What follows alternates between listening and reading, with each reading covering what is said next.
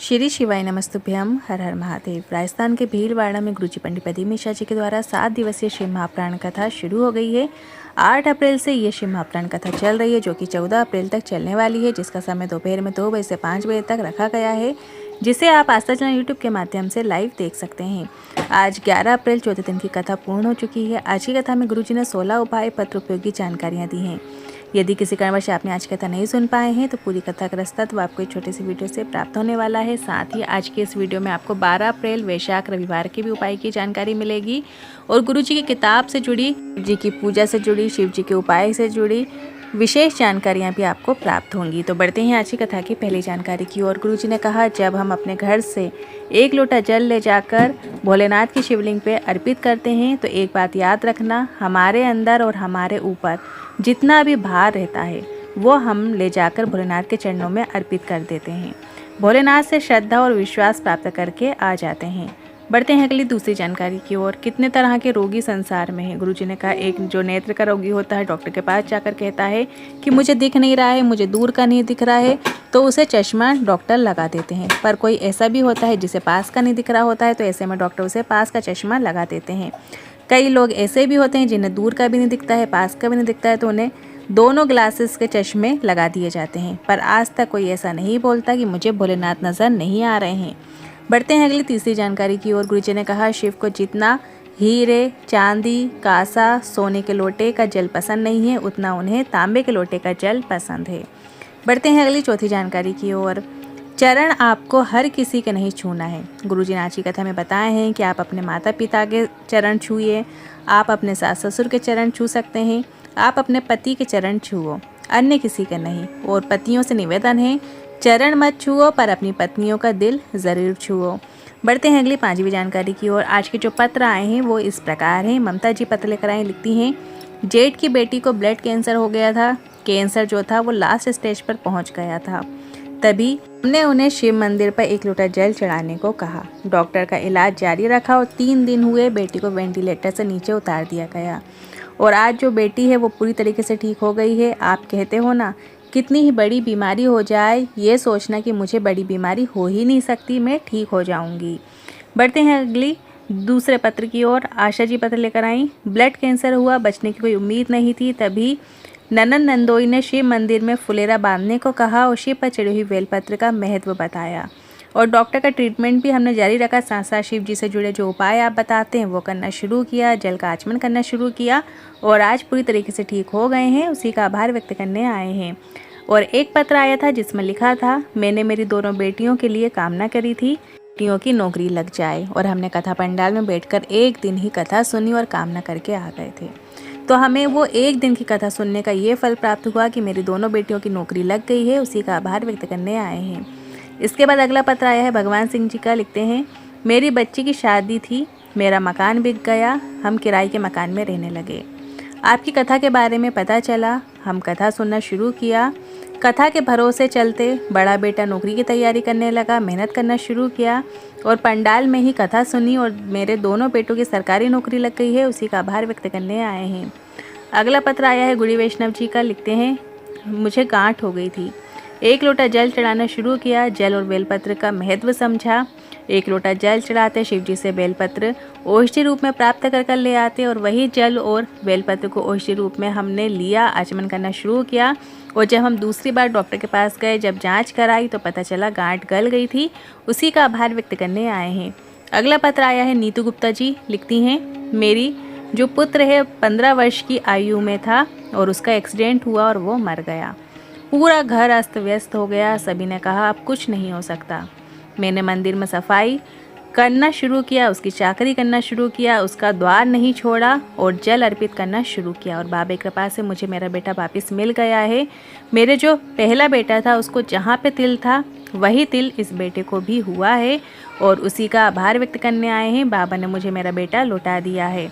मीका जी पत्र लेकर आए। लिखती हैं, डिलीवरी के 8 महीने के बाद पैर ने काम करना बंद कर दिया। पता चला पैर में कैंसर हो गया है। सभी ने पैर काटने को कहा और हम राजी भी हो गए पैर कटवाने के लिए, पर किसी ने शिव पर चढ़े जल का आचमन करने को कहा, वही हमने करना शुरू किया। सीहोर गए, कंकर शंकर का पूजन किया, 1 लोटा जल बाबा को अर्पित किया और इसके बाद जब हम दोबारा जांच के लिए गए तो डॉक्टर ने कहा आपका पाँव ठीक हो गया है और अब आपको पैर कटवाने की भी आवश्यकता नहीं है। उसी का आभार व्यक्त करने आए हैं। अगली 6वीं जानकारी की ओर। गुरुजी ने कहा जो लोग कहते हैं हमारी सरकारी नौकरी नहीं लग रही है तो हम उनसे कहना चाहेंगे 4 गुना अधिक मेहनत करो, 10 जगह एग्ज़ाम दो, पर एग्ज़ाम के पहले बेलपत्री और शहद वाला प्रयोग ज़रूर करो, उससे आपको लाभ देखने को मिलेगा।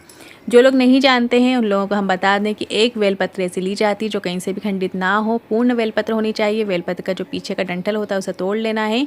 इसके बाद जो बेलपत्र की बीज वाली पत्ती है सिर्फ उसी में आपको शहद लगाना है। शहद लगाने के बाद उस बेलपत्र को अपने सीधे हाथ में रखिए और फिर शिवलिंग के ऊपर आपको उस बेलपत्र को चिपकाना है और अपना हाथ आपको वहीं रखे रहने देना है, आपको वहाँ से हाथ हटाना नहीं है। शिव जी पर जो बेलपत्र आपने चिपकाई है अपना सीधा हाथ आपने रखा है। इसके बाद आपको सबसे पहले श्री शिवाय नमस्तुभ्यम कहना है, फिर अपनी मनोकामना मन में कहना है। जो भी आप नौकरी के लिए या एग्ज़ाम के लिए सफलता चाहते हैं उसका मन में स्मरण करना है और फिर से श्री शिवाय नमस्तुभ्यम करना है। इसके बाद आप झोली पसार के बाबा से निवेदन कीजिए और एग्ज़ाम के पहले आपको इस बेलपत्र को इस तरीके से आपको चिपकाना है। अब एग्ज़ाम आपका किसी भी दिन हो उसके एक दिन पहले आप जाकर ये उपाय कर सकते हैं या उसी दिन कर सकते हैं, या जो सोमवार का दिन पड़ता है उस हफ्ते में जब ये एग्ज़ाम होने वाली है उसके हफ्ते में अगर सोमवार का दिन जो पहला पड़ता है उसमें भी आप इस उपाय को कर सकते हैं। अगली 7वीं जानकारी की ओर। सभी से आज गुरुजी ने कहा है कि जब भी कथा सुनकर घर जाओ तो हृदय में हाथ रखकर श्री शिवाय नमस्तुभ्यम बोलकर अपने दिल की बात बोलते हुए कामना करते हुए जाना। जो भी कामना है 3 महीने छोड़ो, 3 दिन में भोलेनाथ आपकी कामना पूरी करेंगे, ये निश्चिता है। बढ़ते हैं अगली 8वीं जानकारी की ओर।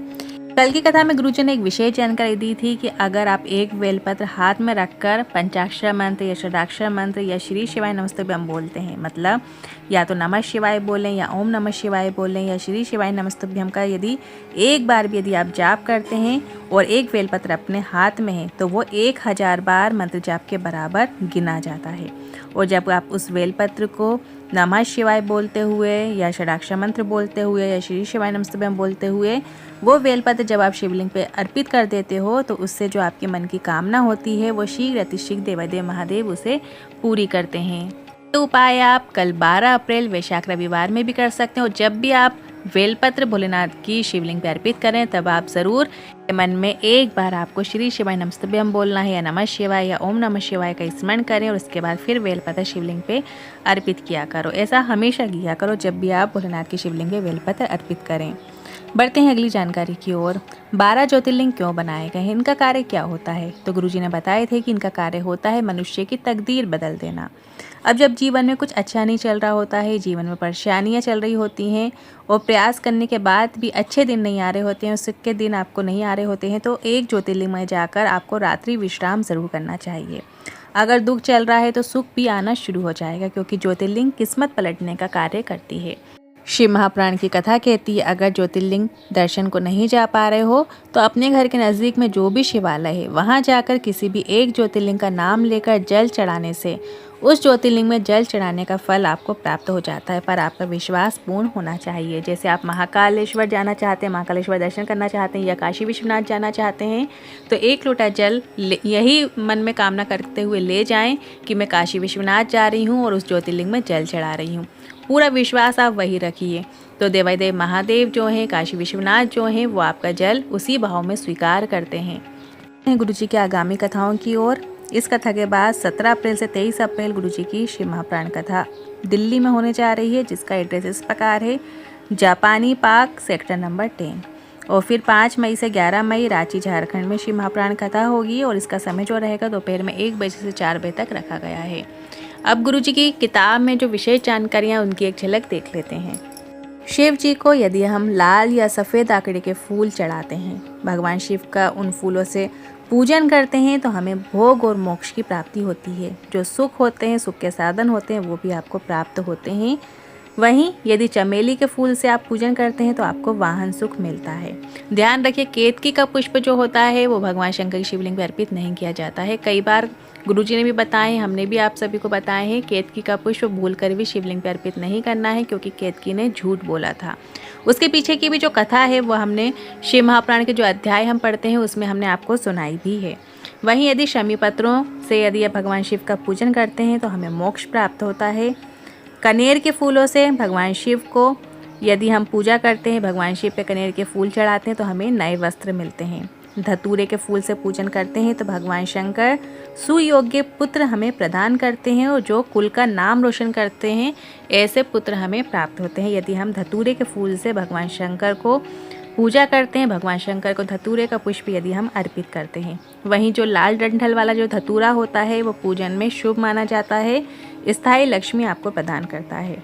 यदि हम भगवान शंकर के शिवलिंग पे दूर्वा अर्पित करते हैं तो हम आरोग्य पाते हैं, आयु हमारी बढ़ती है। आज के इन उपाय से जुड़े मन में कोई सवाल या क्वेश्चन है तो कमेंट के जरिए पूछ सकते हैं। वीडियो थोड़ा भी उपयोगी लगा हो तो वीडियो को लाइक करके कमेंट बॉक्स में हर हर महादेव जरूर टाइप कीजिएगा। श्री शिवाय नमस्तुभ्यम।